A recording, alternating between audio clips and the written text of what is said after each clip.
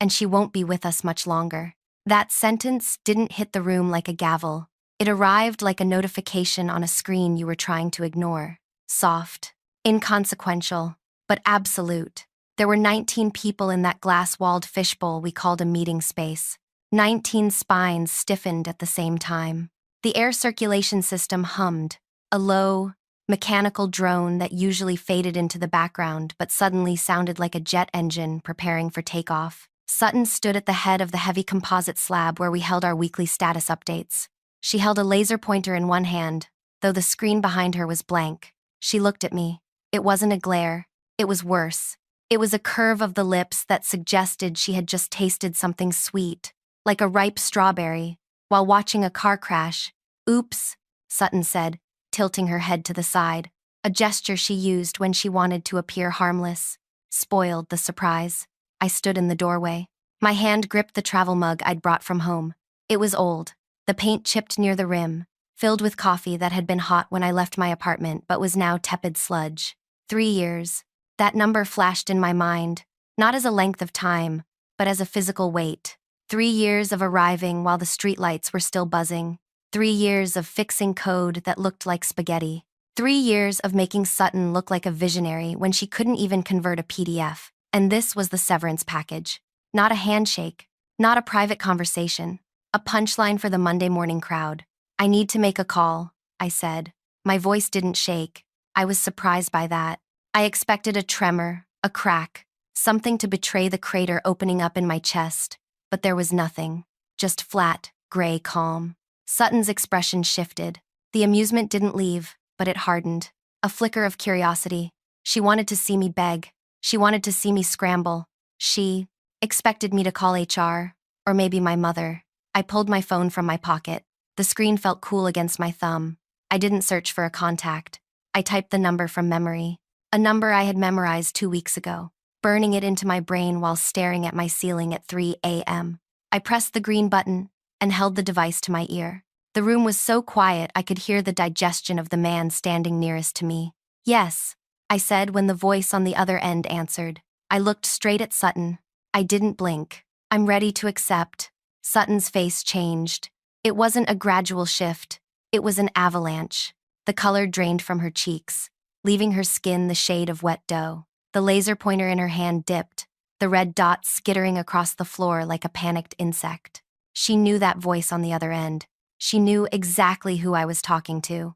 And for the first time in 3 years, she looked afraid. But before we get to the part where her world dissolves, I need to ask you something. If you've ever given everything to a person who treated you like a disposable battery, hit that like button. And if you want to see exactly how the balance scales tip back, you should probably subscribe, because I didn't just leave. I took the foundation with me. My name is Alara. I'm not the person you notice when you walk into a room. I'm the person who makes sure the room has power. I'm a systems architect. I see patterns where other people see chaos. I fix broken things. It's not just my job, it's my pathology. If there is a crack in the pavement, I want to fill it. If there is a typo in a menu, I want to correct it. If there is a person drowning, I jump in, even if I can't swim. That's how Sutton caught me. She wasn't brilliant. She was loud. She was charismatic in a way that felt like a heat lamp. Intense, comforting, but artificial. She hired me 3 years ago to revamp the infrastructure, which is corporate speak, for do everything while I go to lunch. I didn't mind. I loved the work. I loved the logic of it. Computers don't have egos. Code doesn't lie to you. If a program fails, it's because you missed a semicolon, not because the program decided it didn't like your tone. But Sutton was a mess. Not just professionally. Her life was a series of unattended fires she expected other people to extinguish. 6 months before the end, I was her favorite firefighter. "Alara, I don't know what I'd do without you," she used to say, usually while handing me a stack of reports she was supposed to have finished a week ago. "You're my brain. You're my right hand." I believed her. That's the embarrassing part. I thought we were partners. I thought she respected the late nights, the saved deadlines, the way I made her shine in front of the board. Then I met Jory. It was a Tuesday, a teacher work day. The schools were closed, and Sutton had run out of childcare options. She brought him into the office, dragging him by the hand like luggage. He was 14, tall for his age, with limbs that seemed too long for his body, like a colt that hadn't quite figured out gravity. He was wearing noise-canceling headphones, the big, bulky kind. "Just sit there," Sutton hissed at him, pointing to the corner of her office where a sad, potted fern was slowly dying. "And be quiet. Mommy has a meeting." She closed the door, but the walls were glass. We could all see him. He didn't sit. He stood by the fern and rocked, back and forth, rhythmically. He was humming. It was a low, resonant sound, like a cello being played underwater. I watched my colleagues roll their eyes. I watched Bauer, a junior dev who spent more time grooming his beard than coding, mimic the rocking motion when Sutton wasn't looking. I felt that familiar itch, the need to fix, the need to protect. At lunch, Sutton came to my desk. She looked exhausted. Her makeup was cracking around the edges. "Is he bothering you?" she asked. Her voice was sharp, defensive. She was ready to fight me. "No," I said. "He's fine." She deflated. "He's having a bad week. The school. They called 3 times yesterday." She sat on the edge of my desk. This was improper, but Sutton didn't care about boundaries unless they applied to other people. She started talking. It poured out of her. The assessments, the diagnosis she refused to say out loud, calling it his challenges or his sensory issues. "They say he needs specialized therapy," she said, picking at a loose thread on her skirt. "Behavioral integration, social mapping, but the insurance won't cover it. They say it's educational, so the school should pay. The school says it's medical, so insurance should pay. And meanwhile, he's drowning." She looked at me then. Her eyes were wet. "He's a genius, Alara. He can do math in his head that I can't do with a calculator. But he can't order a sandwich. He can't look people in the face. If he doesn't, get help now. I don't know what happens to him when he turns 18. I don't know if he survives." I looked over her shoulder at the boy in the glass box. He had stopped rocking. He was tracing a pattern on his knee with his index finger. Over and over. A complex, spiraling shape. He looked up, just for a second. His gaze locked onto mine. There was no artifice there, no social mask, just raw, unfiltered existence. I went home that night and researched. I found Dr. Aris. He was a legend in the field, not a generic therapist, a neurodevelopmental specialist who built pathways where there were none. His waiting list was longer than a lease agreement. His fees were astronomical. I called him the next morning from the stairwell. "I don't take new patients," the receptionist said, "and we don't take insurance." "I have cash," I said, "and I have a specific case," I explained Jory. Not Sutton, Jory. The math, the humming, the isolation. "Dr. Aris charges $3,000 a month," the voice said. "Minimum 6-month commitment. Upfront, $18,000. I sat on the concrete step of the stairwell. The air smelled like dust and floor wax. I pulled up my banking app. I had $22,000 in savings. It had taken me 5 years to save that. Every bonus, every tax refund, every time I didn't order takeout, didn't go on vacation, didn't buy the nice boots. It was my house fund, my escape plan, my proof that I was a responsible adult who was building a future. $18,000 was a down payment on a condo. It was security. I looked at the number on the screen. Then I thought about the boy tracing patterns on his knee. I thought about Sutton. She was chaotic, yes. She was demanding. But she was a mother who was terrified she was losing her son. If I could fix this, if I could solve this problem, it would be the ultimate solution. It would fix the boy, and it would bond Sutton to me forever. We would be a team. "Can you do it anonymously?" I asked. "Excuse me?" "The mother. She can't know it's me. She has pride issues. Tell her he won a grant, a pilot program. Tell her she was selected. We don't usually, I'll wire the money today. All of it. If you can take him next week." There was a pause. The kind of pause where rules are bent because money is heavy. "Send the wire," the receptionist said. I did it. I watched the numbers in my account drop from 22,000 to 4,000. My stomach twisted, a physical knot of nausea. I had just spent my house. I had just spent my safety net.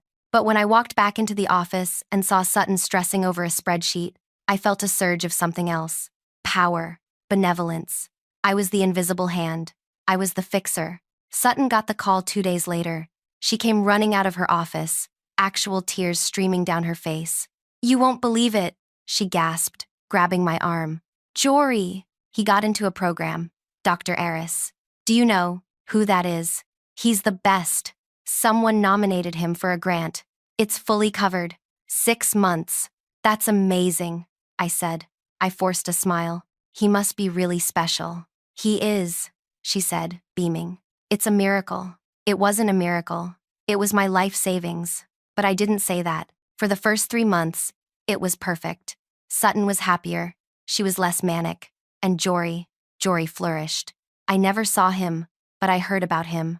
Sutton gave me updates every morning. "He slept through the night," she told me one day, clutching her coffee. "He hasn't done that since he was 4. He made a friend," she said a week later.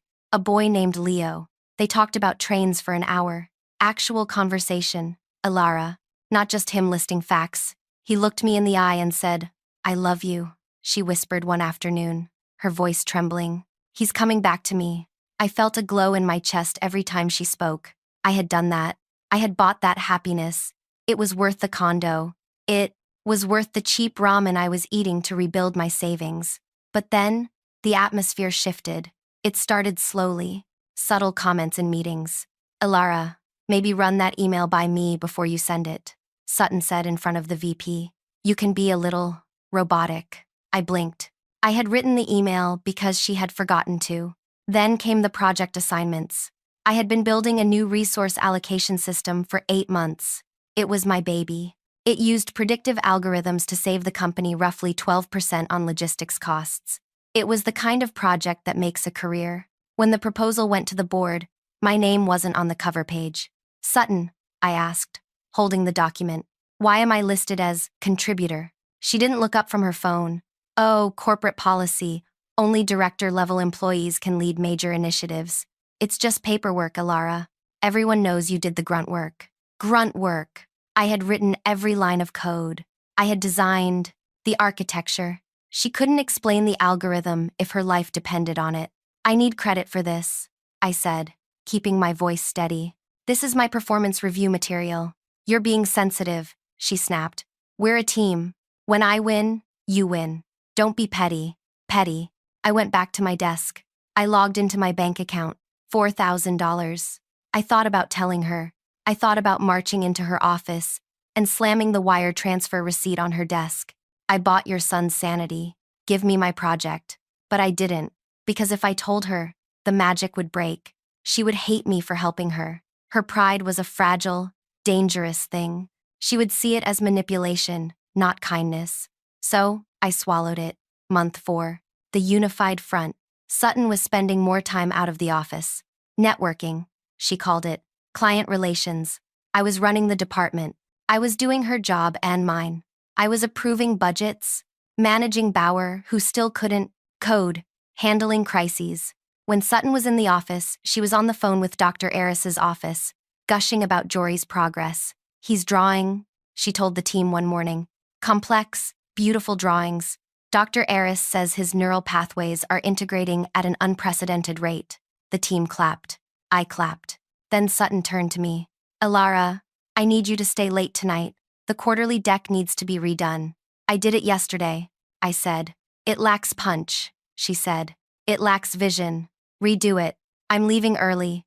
Jory has a recital." A recital. The boy who couldn't stand noise was having a recital. I stayed. I redid the deck. I watched the sun go down. I ate a vending machine sandwich for dinner. The next morning, Sutton presented the deck. She got a standing ovation from the CEO. She took a bow. She didn't mention my name. That was the moment the crack appeared. Not in the pavement. In me.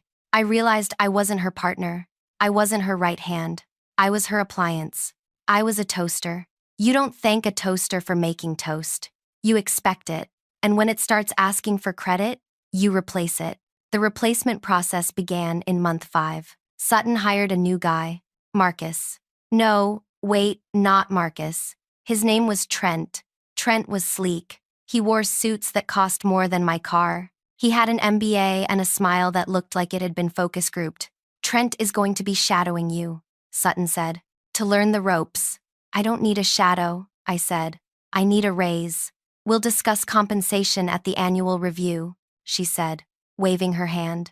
Teach Trent everything. I saw the writing on the wall. It was written in neon.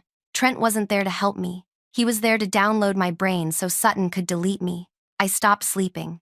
I lay awake, staring at the ceiling, doing math. $18,000. I had 2 months of sessions left on the contract. Jory was doing well. He was stable. But stability is a fragile thing for a kid like that. Dr. Aris had told me during our initial call that the 6-month mark was critical. It's the consolidation phase, he'd said. If we stop before 6 months, the regression can be severe. The brain snaps back to old patterns. I had the power to stop it, but I was a good person. That's what I told myself. I was the person who saved the boy. I wouldn't use a child as a weapon. That was villain behavior. Then came the Thursday. Sutton called me into her office. Trent was there, sitting in my chair. Alara, she said. She wasn't smiling. She looked annoyed, like I was a stain she couldn't scrub out. We're restructuring, she said. The word hung there, heavy, toxic. Okay, I said. The department is pivoting, she said. We need more. Strategic leadership, less technical drag. Technical drag. You're firing me, I said. It's a layoff, she corrected. Your role is being eliminated. And Trent? I looked at the man in the expensive suit. Trent is the new Director of Strategic Innovation, she said. He'll be absorbing the responsibilities. My responsibilities, I said.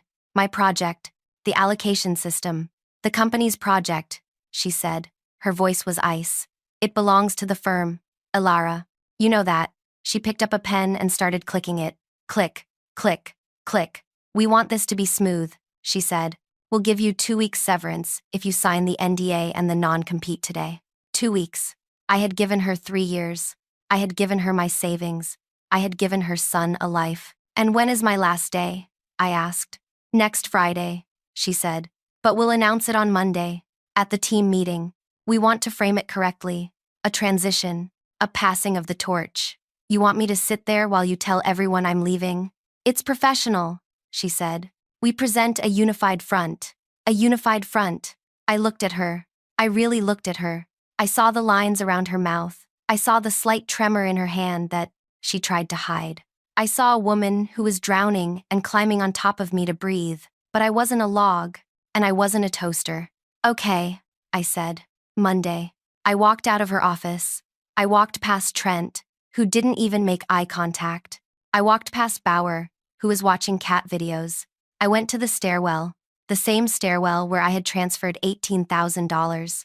I called the number I had been keeping in my back pocket. The recruiter who had been hounding me for a year, a competitor, the Iron Tech Group. Is the offer still open? I asked. Alara? The recruiter sounded shocked. Yes. God, yes. We've been waiting for you to wake up. I want double my current salary, I said. And I want a signing bonus. 10,000. Done, he said. When can you start? 2 weeks, I said. I have some loose ends to tie up. I hung up. Then I made the second call. Dr. Aris's office. This is Alara, I said. The sponsor for Jory. Ah, yes. We just sent the progress report. He's doing magnificently. Dr. Aris is thrilled. That's good, I said. I'm calling to cancel the remaining sessions. Silence. Long, heavy silence. I beg your pardon? I'm withdrawing the grant, I said. Effective immediately. Refund the remaining balance to my account. Miss Alara, the receptionist's voice was tight. You can't do that. We're in the critical phase. If we pull the support now, he will crash. It's not just a pause. It's a collapse. I understand, I said. The mother, she said. She thinks this is a funded program. How do we explain this? Tell her the grant ran out, I said. Or don't. Tell her the donor pulled the plug. Tell her the truth. This is highly irregular. It's cruel. It's business, I said, using Sutton's favorite phrase. Refund the money. I ended the call. I went back to my desk. I sat there for the rest of the day. I watched Sutton laugh with Trent in her office. I watched her point to the whiteboard, to the diagrams I had drawn, explaining them as if they were her own ideas. She looked so confident, so secure. She thought she had won. She thought she had extracted everything of value from me and was now discarding the husk. She didn't know that the foundation she was standing on was made of my money. The weekend passed in a blur. I packed up my apartment. I cleaned. I prepared. Monday morning arrived. I was late on purpose. I waited in the hallway until I heard the meeting start. I heard Sutton's voice, confident, breezy, making some exciting changes to the team structure. I pushed open the door. And she won't be with us much longer. The room turned. The silence hit. The oops. I stood there, gripping my cup. I looked at the woman who had stolen my work, my time, and my pride. I had already made the call to the new job, but I hadn't made the final move with Dr. Eris. I had told the receptionist to hold the cancellation until I gave the final confirmation. A small part of me, the soft part, had wanted to give Sutton one last chance. Maybe she would apologize. Maybe she would give me credit, but then she smiled. That smirk. That oops. I pulled out my phone. Yes, I said to the receptionist at the clinic, who I had on speed dial. I'm ready to accept. Accept what? Sutton asked, her brow furrowing. A new job? That was fast. She thought I was talking to a recruiter. No, I said into the phone. My eyes locked on Sutton. Process the cancellation. Refund the balance. Notify the parent immediately. I hung up. Sutton froze. Her brain was trying to connect the dots, but she didn't have the picture yet. Who was that? She asked. Her voice was thinner now. That was Dr. Eris's office, I said. The name hit her like a physical slap. Her hand went to her throat. Why? Why were you talking to Dr. Eris? The room was absolutely still. Trent looked confused. Bauer looked bored. But Sutton looked like she was seeing a ghost. You said Jory had a grant, I said. My voice was calm, conversational. A lucky break. A pilot program. Yes, she whispered. There was no grant, I said. There was no program. There was just me. Sutton's mouth opened, but no sound came out. I paid for it, I said. $18,000. My house fund. I paid for every session. I paid for the intake. I paid for the assessments. Someone in the back gasped. You? Sutton squeaked. Why? Because you were drowning, I said. And because I thought we were a team. I thought if I fixed your home life, you would treat me with respect at work. I thought I was buying loyalty. I took a step forward, but I was wrong. I was just buying you time to figure out how to fire me. Alara, she said. She stood up. Her legs were shaking. Alara, you can't. What did you just do? I canceled it, I said. I withdrew the funding. The sessions are over. As of this morning. No, she said. No, you can't. He needs them. He's doing so well. He's tying his shoes. He's singing. I corrected. Dr. Eris says the regression will start within a week. Without the reinforcement, the pathways dissolve. He'll go back to the humming, the rocking, the silence. Please, she begged. She didn't care about the 19 people watching. She didn't care about Trent. She was a mother now, desperate. I don't have the money. You know I don't. The divorce. The debt. I know, I said. That's why I paid. I'll fix this, she said, coming around the table. I'll rescind the layoff. You can stay. You can have the project back. Trent can. Trent can report to you. Trent bristled. But Sutton didn't even look at him. I don't want the project, I said. And I don't want the job. I already have a new one. Start date is in 2 weeks. Double the salary. Alara, please, don't punish him for what I did. I'm not punishing him, I said. I'm just stopping the charity. You fired your benefactor, Sutton. This is just the administrative consequence. I looked at the thermal cup in my hand. I set it down on the table, right next to her laser pointer. You wanted to cut costs, I said. You wanted to eliminate redundancies. Well, I'm redundant now. He's a child, she sobbed. Tears were ruining her blouse. He's an innocent child. He is, I agreed. And for a second, my heart hammered against my ribs. And he deserves a mother who spends more time fighting for him than stealing credit from her employees. Maybe now you'll focus on what's important. I turned to the door. You should probably call Dr. Eris, I threw over my shoulder. His waiting list is 6 months long. If you get on it now, you might get a spot by Christmas. I walked out. I didn't run. I walked. I heard her screaming my name as the glass door closed behind me. I went to my desk, picked up my box of personal items, a stapler, a plant, a framed photo of my dog, and walked to the elevator. I felt light, weightless. I got into my car and drove home. I sat on my couch and stared at the wall. I waited for the guilt. I waited to feel like a monster, but all I felt was the vibration of my phone. It was Sutton, calling. I let it ring. 1 time, 2 times, 10 times. Then a text. Please. Then another. I'm begging you. Take the money back. I'll sign a promissory note. I'll pay you back over 10 years. Just don't stop the sessions. I looked at the messages. I thought about Jory. I thought about the boy who had looked at me with those raw, unshielded eyes. I almost typed a reply. Almost. But then I remembered the smirk. Oops. Spoiled the surprise. I remembered the 3 years.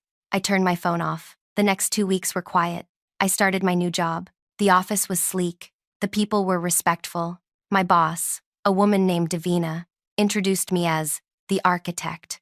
We're lucky to have her, she told the team. She built the logistics system that Iron Tech is still trying to replicate. It felt good. It felt right. But silence is a funny thing. It fills up with the things you're trying not to hear. I unlocked my phone one evening to check my balance. The refund had come through. $12,000. It sat there, a lump of digital coal. Then I saw the email. It was from Dr. Eris. Subject: regarding Jory. My thumb hovered over the delete button. I shouldn't read it. It was over. The transaction was closed. But I'm a fixer. I need to know the extent of the damage. I opened it. Dear Alara, I am writing this against my better judgment, and likely against privacy regulations. But I believe you need to know. Sutton brought him in today. She tried to pay with 3 different credit cards. All declined. We had to turn them away. Jory didn't understand. He sat in the waiting room and took off his shoes. He tied them, then untied them, then tied them again. He was showing us he was ready to work. When his mother tried to pull him out, "The door," he screamed. It wasn't a tantrum. It was grief. He held onto the doorframe until his fingers turned white. We had to call security to help her get him into the car. I know there is a history here I am not privy to. I know you have been generous. But please understand, the window is closing. If he doesn't resume within 2 weeks, the neural pruning begins. He will lose the language skills first, then the emotional regulation. He asked for you. By the way, he doesn't know your name. He calls you the fixer. Sutton must have used that word at home. He said, "Tell the fixer I did my homework." I stared at the screen. The words swam. Tell the fixer I did my homework. I put the phone down on the coffee table. I walked to the window. The city lights were blurring. I had won. Sutton was destroyed. She was humiliated professionally. Word had gotten out, as it always does. Bowers had told everyone. The industry knew she had fired the woman who was paying for her son's medical care. She was a pariah, and now she was watching her son disintegrate. It was the perfect revenge. It was biblical. Eye for an eye. Career for a life. So why did I feel like I was the one suffocating? I went to the kitchen. I poured a glass of water. My hands were shaking. I thought about the house, the condo I could buy again in a year or 2.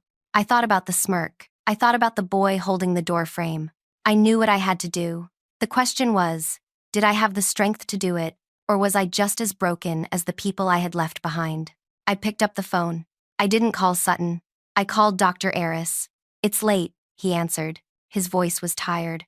"If I restart the funding," I said, "can you get him in tomorrow?" "Yes," he said immediately. "But there are conditions," I said.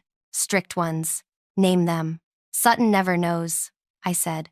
"She thinks she found a new donor, or a scholarship. I don't care what you tell her, but she never, ever hears my name. Again. Done. And one more thing," I said. "I want weekly reports, but not to me. Send them to the fixer." "I understand." "Wait," I said. "I'm not finished." "Go on." "I'm not paying the full amount," I said. "Alara, I can't." "I'm paying half," I said. "Sutton has to pay the other half, even if she has to sell her car, even if she has to move into a studio apartment. She has to bleed for this. She has to know what it costs." There was a long silence on the line. "That might be impossible for her," Dr. Eris said. "Then he fails," I said. My voice was hard again. She needs skin in the game, doctor. If I pay everything, she learns nothing. She needs to sacrifice. That's the only way she becomes the mother he needs. I see, Dr. Eris said. You're not just treating the boy. You're treating the mother. I'm fixing the system, I said. I'll call her, he said. I hung up. I transferred $6,000. I sat back on the couch. I didn't feel like a hero. I didn't feel like a villain. I felt tired. But the next morning, I got an email. A photo attachment. It was Jory. He was sitting at a desk, drawing. A complex, swirling galaxy of lines. He wasn't smiling. He was focused, intense, alive. And in the corner of the paper, he had written one word, fixer. I closed my eyes. Sutton resigned a month later. She took a demotion at a nonprofit. She sold her luxury SUV and bought a used sedan. I saw her once, at the grocery store. She looked tired. She looked older. She was counting coupons in the checkout line. She didn't see me, but I saw Jory standing next to her. He was helping her bag the groceries. He was calm. He was present. He looked up. His eyes scanned the store. They passed over me. He didn't recognize me. Why would he? I was just a stranger. But for a split second, he paused. He tilted his head, like he heard a frequency no one else could hear. Then he turned back to his mother and handed her a carton of milk. I walked out to my car, my new car. I had lost $12,000. I had lost 3 years of my life, but I had fixed the unfixable. And sometimes, that has to be enough. Thank you for listening. This story, it wasn't easy to tell. If you've ever had to make a choice between justice and mercy, tell me in the comments. And if you think I should have let Sutton drown completely, let me know that too. Don't forget to like and subscribe for more stories from the edge of the corporate abyss. Until next time, keep your receipts,